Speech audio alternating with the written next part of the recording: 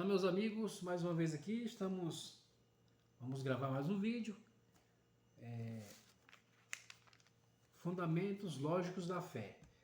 E já ainda prosseguindo no mesmo livro que nós estamos lendo, na Mishneh Torah, onde fala dos fundamentos da fé, onde no primeiro vídeo já expliquei que ele é muito básico, é o princípio e também é o mais importante, é entender e saber que existe um Deus e que toda a criatura foi criada por ele. Maimônides ele destaca muito bem quando ele se refere ao Criador, porque é isso que ele é. E como no vídeo passado nós falamos no primeiro parágrafo, a primeira lei, agora vamos partir para a segunda lei, do segundo parágrafo. Vamos lá então, já disse a vocês, o livro é Mishneh Torah. Vamos lá então, segundo parágrafo, logo aqui, pronto, aqui. A ideia que ele pode inexistir implica que mais nada pode existir. Esse é o segundo parágrafo, onde Maimônides enfatiza que a ideia da inexistência de Deus, ela implica que mais nada pode existir. Quer dizer que tudo existe porque Deus assim o existe.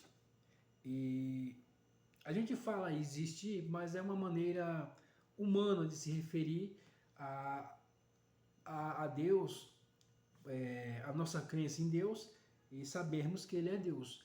Porque, de todo modo, assim, como é que eu posso trazer para você? Porque Deus, de um certo modo, como Ele ele é inalcançável nas nossas ideias, no nosso intelecto humano, não conseguimos definir quem é Deus. Então, se Deus criou a existência, então, automaticamente, de um certo modo, ele não existe, porque ele que criou a existência. Então, ele é o criador da existência. Então, nós falamos, ele existe, é porque nós não encontramos nenhuma outra palavra para defini-lo. Não encontramos nenhuma outra palavra para nos expressarmos melhor, então dissemos que ele existe, mas na verdade ele criou a existência de tudo que há.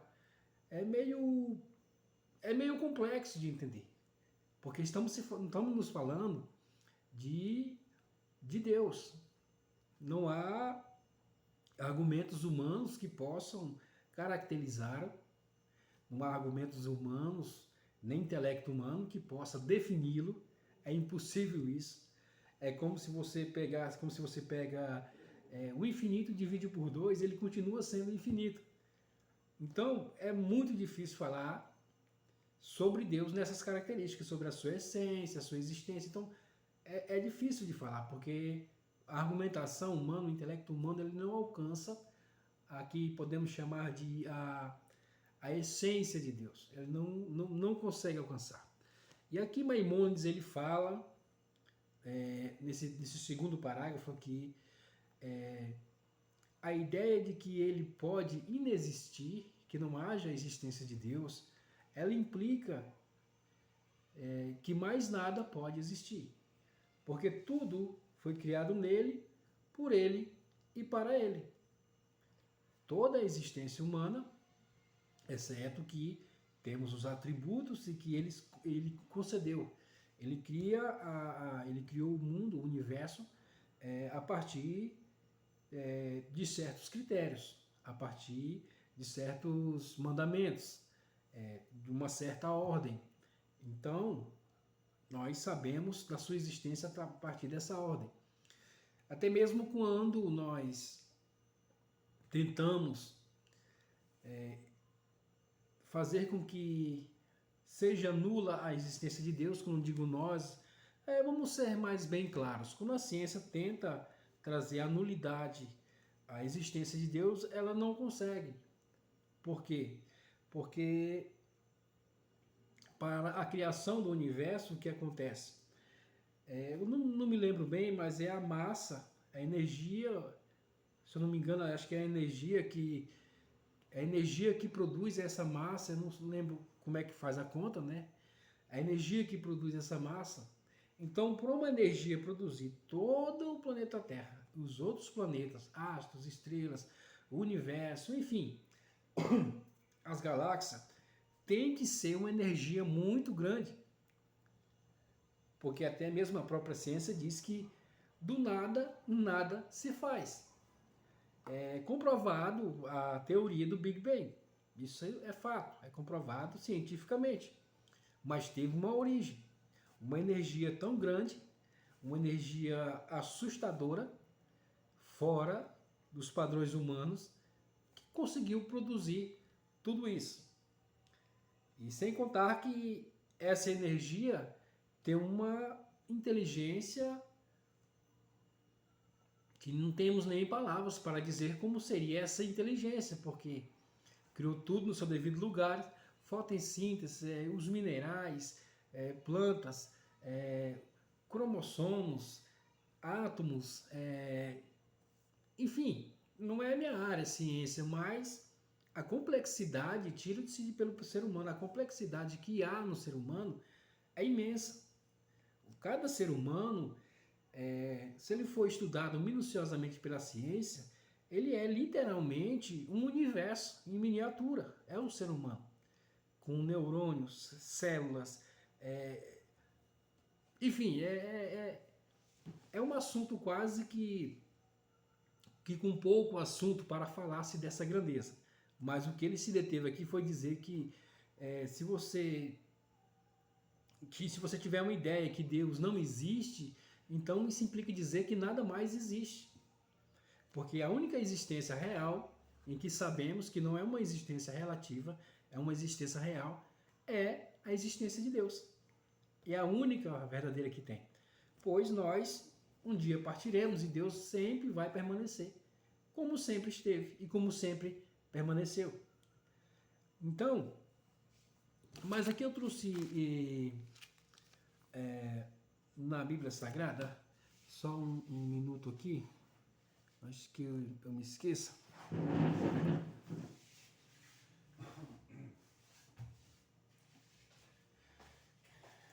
Pronto. Tá, nós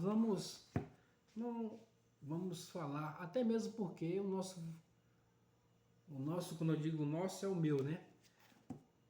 O meu vocabulário, ele é muito pobre para falar dessa existência maravilhosa que é Deus. Então, mas eu trago aqui uma curiosidade interessantíssima para dividir com você. Veja bem aqui, não sei se vocês conseguem ver. Tá, aqui ela é, e aqui. Pronto. A Bíblia em hebraico. E aqui está. Aqui ele fala Bereshit, né? O primeiro versículo, né? Vamos ler o primeiro versículo todo? Primeiro versículo, primeiro capítulo do primeiro versículo diz assim: Bereshit bara Elohim et hashamai ve'et haaretz. Pronto, é isso aqui. Bereshit bara Elohim et hashamai ve'et haaretz. Olha, a tradução, o que se leva em conta é o seguinte. A Bíblia Sagrada aqui, ela não veio dizer, a intenção dela não foi de forma nenhuma dizer em que ordem foi criado o mundo, de maneira nenhuma. Você vai ver os comentaristas, principalmente comentaristas hebreus, você observa que eles trazem prova suficiente para dizermos e para nos provar que a Bíblia, de maneira nenhuma, ela foi escrita para dizer a ordem da criação. Isso porque, até mesmo porque, no princípio criou céus e terra e tal, aí ele começa a criar as coisas, aí vem primeiro a luz, mas a luz apareceu no quarto dia, no primeiro dia já tinha luz. Então isso é uma das muitas provas que tem de que não é a intenção do livro do Gênesis explicar a ordem da criação. E também, quando ela foi escrita, ela não foi escrita em ordem gramatical. A ordem gramatical veio aparecer lá os 1500 anos, 1600, 1500 anos atrás. Ordens gramaticais. Então a Bíblia está na ordem que Deus quis que ela estivesse. Dessa forma. Algumas coisas podem ter acontecido antes ou depois do que está escrito. Pode, muito bem pode, porque ela não veio trazer nada na sua ordem, ela veio apenas narrar fatos. E esses fatos é que vão contar a história da humanidade até os dias atuais. Mas o que eu parei aqui com você para que nós vêssemos foi a palavra Bereshit. Bereshit traduzido, se você vai observar, Bereshit traduzido está no princípio Deus criou os céus e a terra. Bereshit está no princípio. Mas quando você está sendo alfabetizado na língua hebraica, esse no, ele não é escrito B, ele é escrito Ba. Então, houve um equívoco, acho que, e esse equívoco ele perdura até os dias de hoje, que é Bareshit, no princípio, seria, no caso, então, Bareshit, no princípio. Reshit é princípio, é início, tanto faz. Então, Bereshit não quer dizer no princípio. Até hoje nós lemos no princípio, mas no texto original não está escrito no princípio. Bereshit, na verdade, assim diz o Rashi, que é esse comentarista que eu leio, muito conceituado, muito estudado até os dias, sempre foi muito estudado, comentarista, ele comentou todo o livro de Gênesis. Segundo ele, a palavra Bereshit, ela é como se fosse, não sei se é assim que fala, não tenho tanta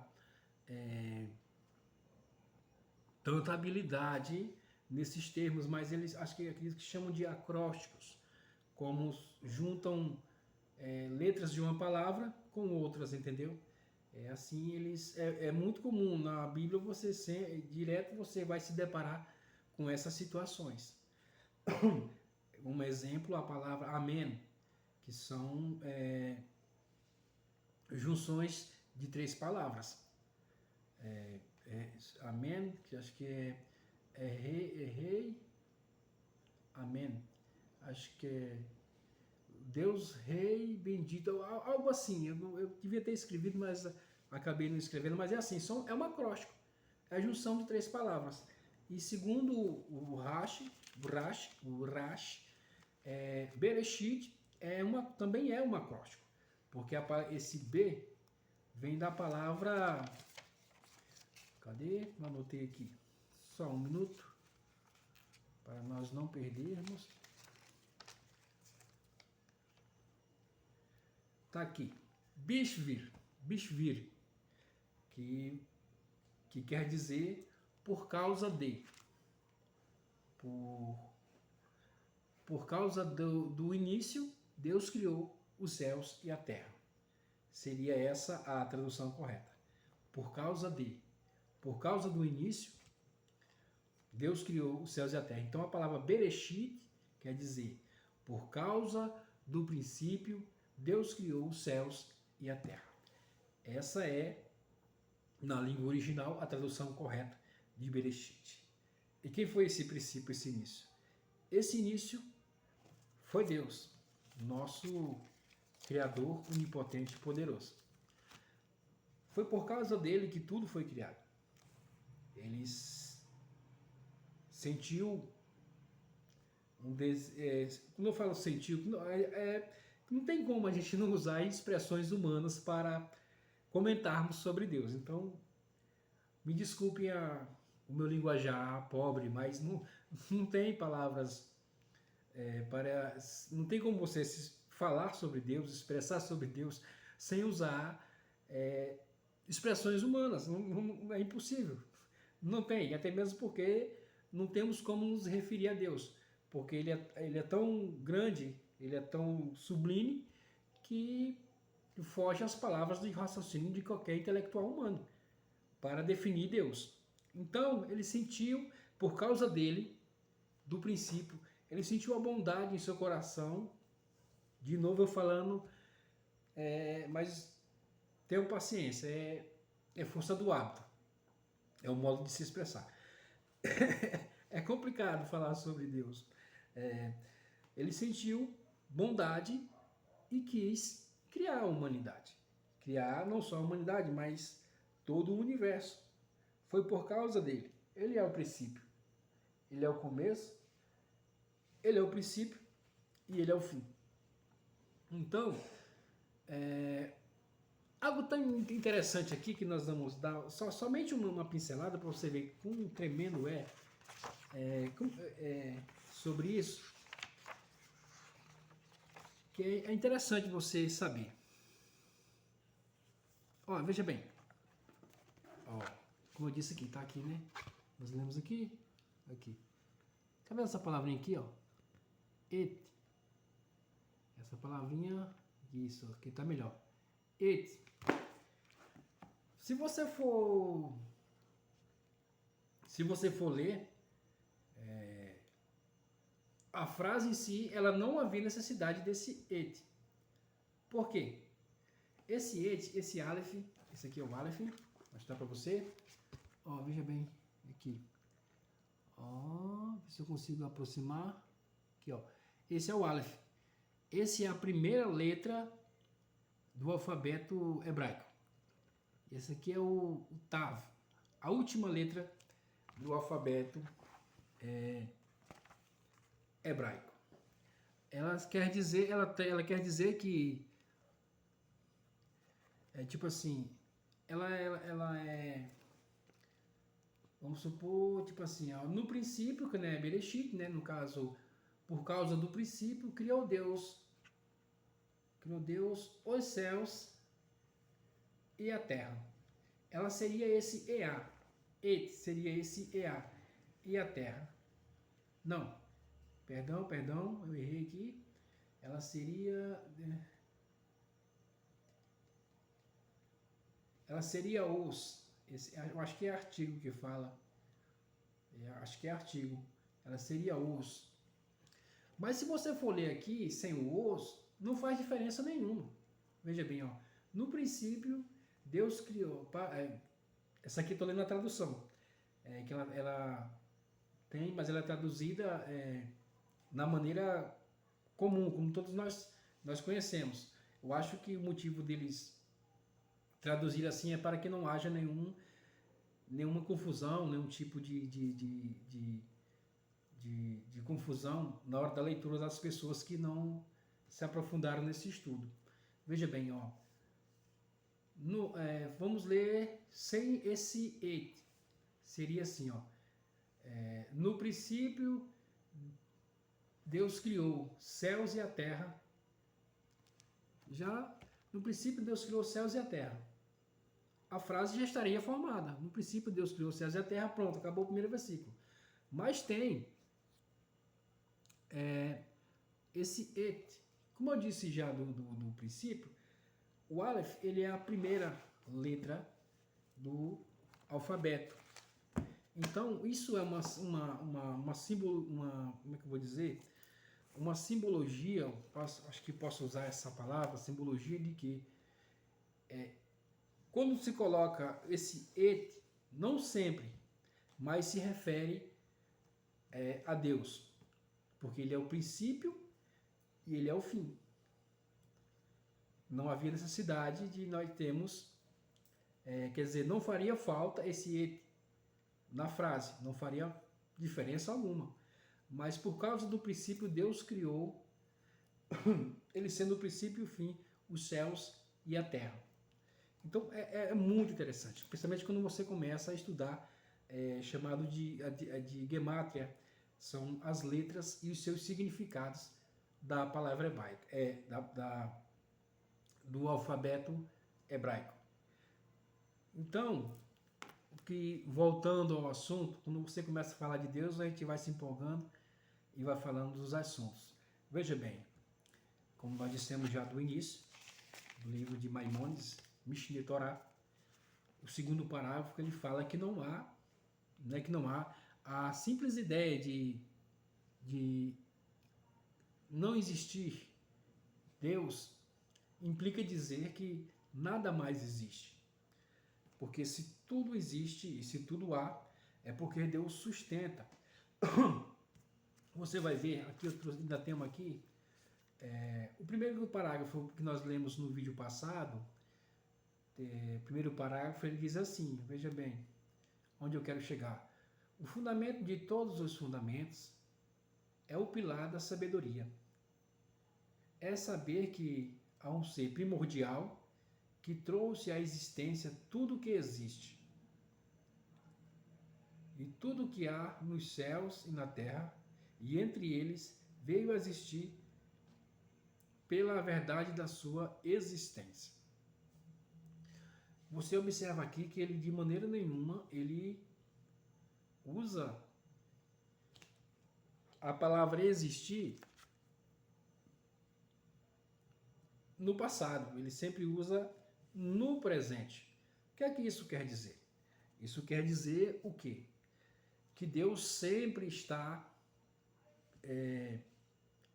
criando, mantendo a sua criação firme todos os minutos e segundos de nossas vidas, da existência da Terra. Ele sempre está criando, porque se ele parar de criar, tudo se evapora e vira nada. Deixa de existir qualquer resquício de materialidade, seja no universo, seja aqui na Terra. É como você tem, vamos supor, eu estou falando com você aqui, tem essas luzes.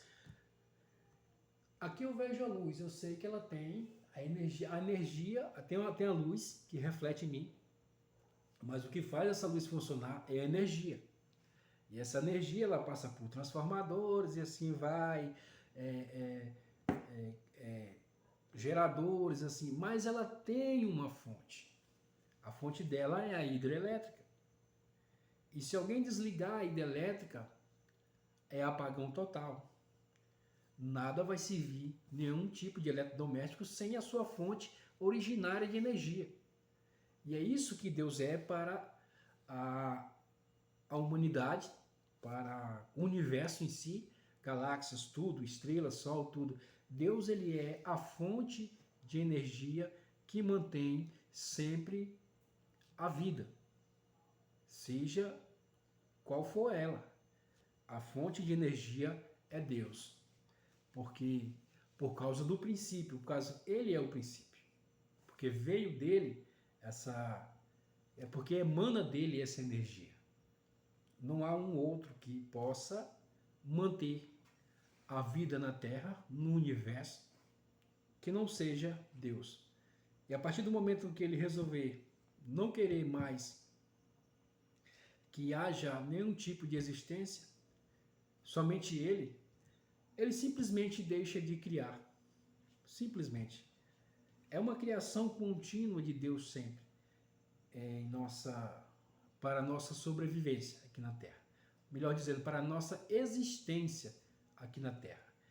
Estar sempre conectado à fonte de energia primordial, principal, que é Deus. Queira você ou não, acredite você ou não, o fato não deixa de ser fato simplesmente porque você não acredita. Não vai deixar de existir. E como nós dissemos, acho que foi Stephen Hawking disse que quando alguém fez essas indagações do Big Bang, ele disse, isso foram palavras de Stephen Hawking. Todos sabem que ele era um ateu, acho que um gênio, mas acho que dos maiores ateus era ele. E ele usou essas palavras, olha, eu não tenho resposta como foi que tudo se originou, como tudo veio a existir. Mas eu tenho fé, ele disse, eu tenho fé que um dia a ciência vai conseguir explicar e trazer essa resposta. Foram palavras de Stephen Hawking. Todos, acho que devem saber, se você não sabe, pesquisa sobre ele. Mas ao provarem, a ciência ao provar realmente o Big Bang, a grande explosão de energia que deu origem à matéria, eles não conseguem provar de onde surgiu essa energia. Ela teve que surgir de algum lugar. Como a própria ciência, ela é clara e enfática em dizer que do nada, nada se faz. Então havia uma existência. E essa existência é Deus. Então, meus queridos, no próximo vídeo nós vamos para o terceiro parágrafo. E se Deus quiser nos abençoar, nós vamos dando continuidade a essa leitura. Muito importante, muito interessante, para que nós possamos saber mais quem é o nosso Deus. Saber mais sobre o nosso Criador, o Senhor do Universo, aquele que sustenta as nossas vidas. Então eu espero você no próximo vídeo. Muito obrigado. Fique bem, fique em paz e fique com Deus. E até o próximo vídeo.